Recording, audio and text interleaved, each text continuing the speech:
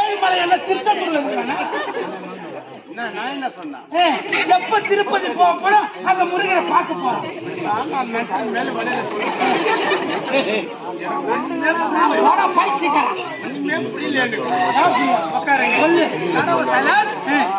கடவோட வாங்கினாங்க, எனக்கு கல்யாணத்தை பண்ணிட்டு எங்க மாமியார் வீட்டுக்கு அனுப்பிட்டாங்க. 5 நாள் மறு திருமணம் செய்து கொண்டால் மறு வீட்டுக்கு மாமியார் வீட்டுக்கு நீ போற.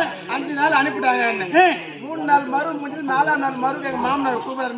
மறுப்புல நீயே வீட்டுல கிடக்குற 3 நாள்ல நம்ம திருப்பதி போய் வரலான்னு எங்க மாமனார் கூப்பிடுறாரு. எனக்கு சந்தோஷம். ஏன்னா ரொம்ப நாள் ஆச்சு நம்ம திருப்பதி போய் ஏற வைக்கலாம். கூப்பிடுறாரு. ஐயோ திருப்பதி சொன்னதான் நான் பஸ்ல போய் ஏறி உட்காந்தீங்க.